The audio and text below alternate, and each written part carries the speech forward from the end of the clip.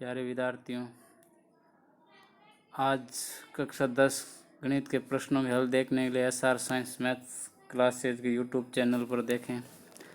आज का जो पहला क्वेश्चन है वो है x की घात cube minus 6x² plus 11x minus 6 को x माइनस 2 से विभाजित किया जाता है। विभाजित करते हुए विभाजन एल्गोरिदम की सहायता से सत्यता की जांच कीजिए। पहला प्रश्न ये है। तो सबसे पहले हमें x माइनस 2 का जो भाजक है उसका भाग देंगे। x की घात cube minus 6x² plus 11x minus 6। सबसे पहले हमें भाज्य का जो पहला पद है x की घात क्यूब, उसको भाजक का जो पहला पद है x, केवल इस x को x की घात क्यूब बनाना है। तो x को x की घात क्यूब बनाने के लिए x को x² से गुणा करेंगे, और जब गुणा करेंगे तो गुणा में घातें जुड़ जाएगी। एक इसकी घात 2 इसकी घात जुड़ के x की घात 3 हो जाएगी। तो x की घात 3 कर दिया, x की घात 2 से हम इसको गुणा करते हैं भाजक को। तो x की घात 2 को है x से गुणा किया, x की घात 3 यहाँ पर लिख दिया। आगे माइनस का चिन्ह, -3 x को 2 से गुणा किया तो 2x²। अब हम क्या करते हैं, इनको घटाते हैं, चिन्ह विपरीत हो जाएगा, प्लस वाला माइनस और माइनस वाला प्लस। अब यहाँ से ये समान है, ये कट जाएंगे और माइनस 6x² में से प्लस के 2x² घटा देंगे तो माइनस के 4x² प्लस 11x बचेंगे। अब हमें क्या करना है, अब इस x को है 4x² में बनाना। तो 4x² में यानी पहले x को 4 से गुणा करेंगे 4 हो जाएगा, फिर यहाँ पर चिन्ह पहला माइनस का है तो माइनस की संख्या से गुणा करेंगे, और x को x से गुणा करेंगे तो x² आ जाएगा। तो यह -4x को है x से गुणा किया तो -4x²। आगे माइनस माइनस का चिन्ह हो जाएगा प्लस, और 4 को 2 से गुणा करेंगे 4 2 8x आ जाएगा।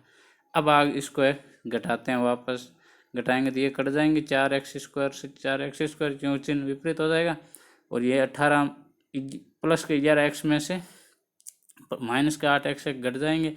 तो 11 में से 8x गए, पीछे बच गए 3x प्लस के। फिर अगला अंक पद है उतार लिया, यहाँ से -6 यहाँ पर उतार दिया। अब हमको है इस x को है 3x बनाना। तो 3x बनाना वो प्लस का, तो प्लस का चिन्ह लगा दिया, फिर 3 से गुणा कर दिया 3x, और यहाँ पर है इसको है 3x से गुणा किया 3x, और -2 को है प्लस के 3 से गुणा किया 3 दूनी 6 माइनस का आ जाएगा। अब इसके चिन्ह चेंज हो जाएंगे, ये प्लस का था तो ये माइनस हो गया, और ये माइनस था वो प्लस हो गया, और ये कट जाएंगे, शेष क्या बच गया 0। अब हमें इसकी विभाज्यता सत्यता की जांच करनी। तो सत्यता की जांच करने के लिए हमारे पास सूत्र होता है भाज्य बराबर भाजक गुणा भागफल प्लस शेषफल।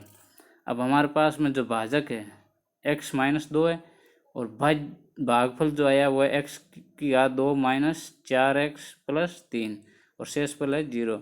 इनको हम गुणा करेंगे तो वापस जो भाज्य है हमारा x³ minus 6x² plus 11x minus 6, ये इसका क्या हो जाएगा, आंसर आ जाएगा। अब आगे अगला प्रश्न लेते हैं। प्रश्न संख्या 2 है। निम्नलिखित समीकरणों को आलेख की विधि से हल कीजिए। 2x + y बराबर 6, 2x - y बराबर 2, ये दो समीकरण इनको आलेख की विधि से हल करनी है। अतः इसकी सहायता से 6x + 7y बराबर p का मान भी ज्ञात करना है।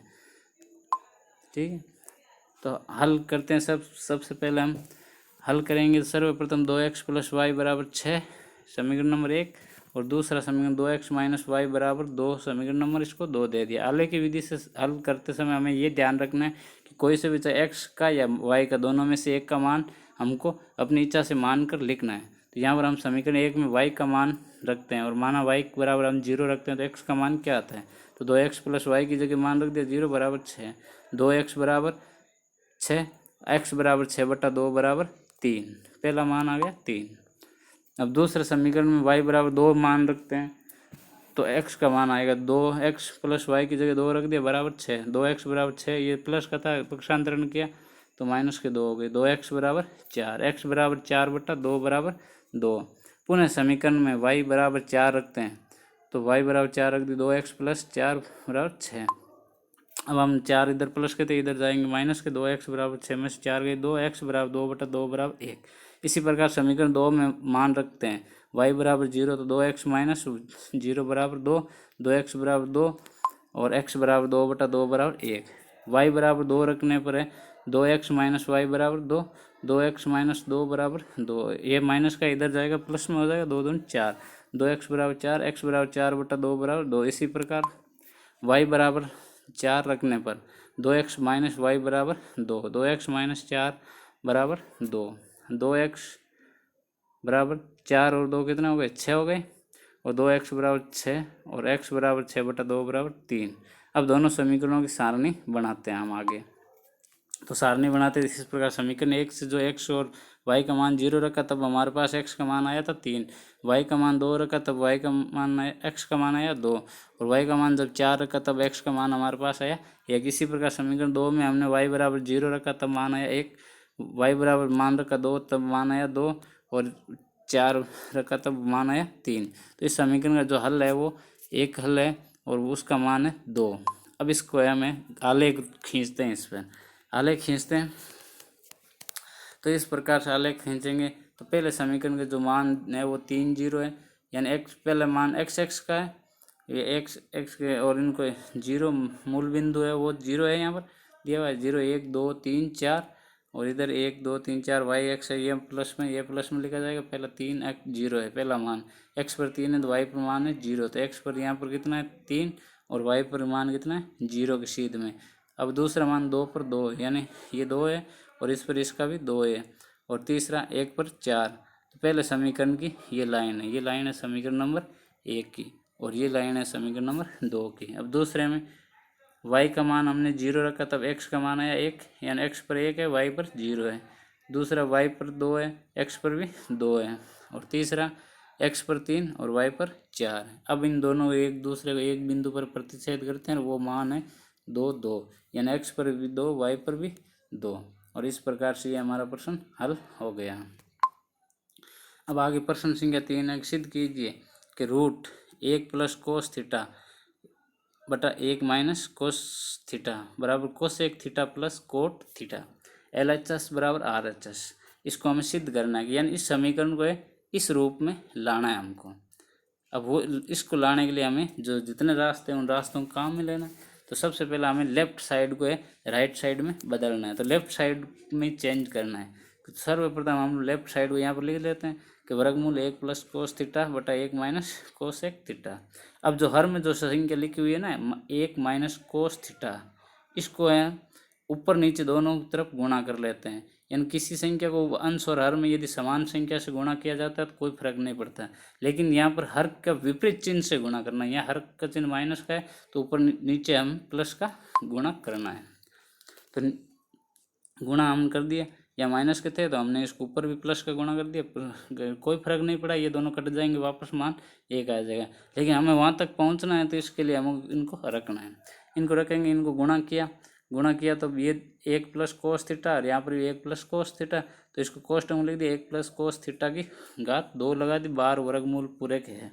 और यहाँ पर नीचे इनको गुणा किया तो यहाँ पर देखो ये सूत्र बन गया a माइनस बी, और दूसरा यहाँ पर भी a प्लस बी, और a माइनस बी और a प्लस बी का सूत्र क्या होता है a square minus B square. तो यहाँ a का स्क्वायर यानी 1 का स्क्वायर कर दिया माइनस b का कोस स्क्वायर थीटा। अब इनको इसकी जगह है, यहाँ पर हमें पता है कि इसका मान होता है साइन स्क्वायर थीटा, इसकी जगह यानी 1 माइनस कोस स्क्वायर थीटा बराबर किसके बराबर होता है, साइन स्क्वायर थीटा के बराबर है। वो मान हमने इसकी जगह रख दिया, ऊपर वाला लिख दिया 1 प्लस कोस थीटा घात 2, ये कोस स्क्वायर थीटा यहाँ पर आएगा घात। अब इसको आगे 1 प्लस कोस थीटा, क्योंकि अब घात 2 थी ना, तो उसको वर्गमूल को चिन्ह हटाया तो घातें हट गई, और 1 प्लस कोस थीटा बटा साइन थीटा। अब इसको दोनों को पदों को अलग अलग लिख लेते हैं, इसके भी बटा 1 के बटा हम साइन थीटा लिख दिया, प्लस कोस के बटा में भी साइन थीटा लिख दिया। 1 बटा साइन थीटा बराबर होता है कोस 1 थीटा, ये सूत्र होता है, और कोस थीटा साइन थीटा बटा कोस थीटा बराबर होता है टेन थीटा, और टेन थीटा बराबर क्या होता है 1 बटा कोट थीटा। लेकिन ये उल्टा है, तो 1 बटा टेन थीटा बराबर कोट थीटा हो जाएगा, तो ये कोट थीटा, और हमें यही सिद्ध करना था, ये हो गया इति सिद्धम। अब आगे क्वेश्चन नंबर 4, यदि बिंदु x 5,3 और 5,7 के बीच की दूरी 5 हो तो x का मान ज्ञात कीजिए। अब हल करते हैं। दो बिंदु P व Q के मध्य दूरी ज्ञात करने का सूत्र होता है √x1 माइनस x2 का whole square plus y1 minus y2 का होल स्क्वायर। सूत्र वापस P व Q के मध्य की दूरी ज्ञात करने का सूत्र बराबर वर्गमूल कोष्टक x1 माइनस x2 का whole square plus y1 minus y2 का होल स्क्वायर। अब हमें यहाँ पर बिंदु P के मान दिए हुए हैं x3 और Q के मान दिए हुए 5 और 7% में, और इन दोनों बिंदु P और Q के बीच की दूरी है उसका मान दिया हुआ है 5 दिया हुआ है, मान 5 दिया हुआ है। तो हमने इसको x1 लिख दिया, इसको y1 लिख दिया, इसको x2 लिख दिया, इसको y2 लिख दिया। अब हमारे इस सूत्र में हमें मान रख देते हैं। x1 का मान है x लिख दिया, माइनस का चिन्ह माइनस का चिन्ह, x2 का मान है 5 वो यहाँ पर लिख दिया, बाहर कोष्टक में घात 2 है, प्लस का चिन्ह प्लस का चिन्ह, y1 का मान है 3 लिख दिया, माइनस का चिन्ह माइनस का चिन्ह, y2 का मान है 7 बाहर कोष्टक के बाद घात 2। अब इसको हम हल करते हैं। 5 बराबर हल किया, इस कोष्टक को हल किया, यहाँ पर देखिए ये सूत्र बन गया a माइनस बी का होल स्क्वायर। इसके बराबर क्या होता है a square minus 2ab plus B square. तो a स्क्वायर यानी x का स्क्वायर लिख दिया, माइनस 2a का मान x है, b का मान 5 है, प्लस 5 का स्क्वायर, प्लस 3 माइनस 7 तो माइनस के 4 बच गए। -4 को जब 2 बार गुणा करेंगे -4 गुणा -4 तो प्लस के 16 आ गए यहाँ पर। अब यहाँ पर इधर देखो इस वर्गमूल के चिन्ह को हटाते हैं तो इधर क्या हो जाएगी, घात लग जाएगी, 2 स्क्वायर हो जाएगा, हमने स्क्वायर कर दिया, वर्गमूल का चिन्ह हटा दिया, और इसको 2 को 5 से गुणा किया, 10x प्लस 5 स्क्वायर प्लस 16। अब यहाँ पर ये कट जाएगा 5 स्क्वायर 5 स्क्वायर, क्योंकि एक इस तरफ भी है इधर भी है तो कट जाएगा। आगे तो 5 स्क्वायर, ये इसको पक्षांतरण कर दिया, इधर लाया 5 स्क्वायर माइनस 5 स्क्वायर बराबर x square minus 10x plus 16। अब इसको 0 इधर रख दिया, x स्क्वायर माइनस, अब 10x के ऐसे टुकड़े करने की, उन टुकड़ों को गुणा करें तब क्या है प्लस के 16, और जब जोड़ें तब माइनस के 10, तो वो टुकड़े हो जाएंगे -8x और -2x प्लस 16 बराबर 0। x बराबर x माइनस 8 कोष्टक बंद -2x माइनस 8 बराबर x माइनस 2 और x माइनस 8, ये हमने अलग अलग लिख दिया, इस पद को अलग कोष्टक में लिख दिया, इसको अलग लिख दिया। ये x माइनस 8 को हमने कॉमन ले लिया तो पीछे x माइनस 2 बच गया। तो यहाँ पर अब इस समीकरण से x बराबर क्या हो जाएगा 2, और इससे x माइनस 8 तो x बराबर क्या हो जाएगा 8। तो x का मान 2 होगा या 8 होगा, दोनों में से एक मान हो जाएगा, कोई सा भी ले सकता है, यानी 2 भी हो सकता है और 8 भी हो सकता है। ये इस प्रश्न का हल हो गया। अब इसका दूसरा पॉइंट दिया हुआ है कि ज्ञात कीजिए कि रेखा 3x प्लस वाई बराबर 9 बिंदुओं 1 और 3 और 2 और 7 को मिलाने वाले रेखाखंड को किस अनुपात में विभाजित करता है।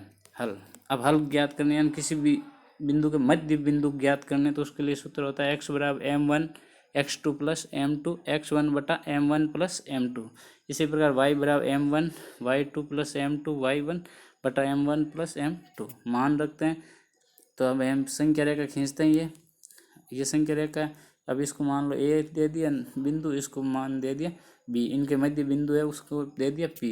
तो एक का मान है वो एक्स या एक्स वाई नाम दे दिया, तो 1 और 3 मान है इसका 2 और 7 है, और ये मध्य बिंदु है जिसको लैम्डा और 1 अनुपात दे दिया। यानी हमें अनुपात ज्ञात करना है तो हमने फिर 1 को 1 अनुपात मान लिया, दूसरे को इसके सापेक्ष लैम्डा मान लिया। तो ये हमारा हो गया m1 और ये हो गया m2, ये हो गया x1, ये हो गया y1, ये x2 y2 हो गया। अब इसको समीकरण इन ऊपर वाले इन दोनों समीकरणों में x और y के मान रखते हैं यहाँ से। तो हमने मान रख दिया, तो m1 का मान लैम्डा और x2 का मान है 2,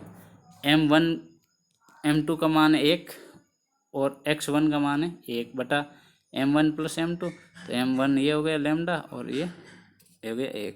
इसी प्रकार y के लिए 7 लैम्डा प्लस 3 यानी y2 का मान 7 है और m1 का मान है लैम्डा, m2 का मान है 1 और y1 का मान है 3।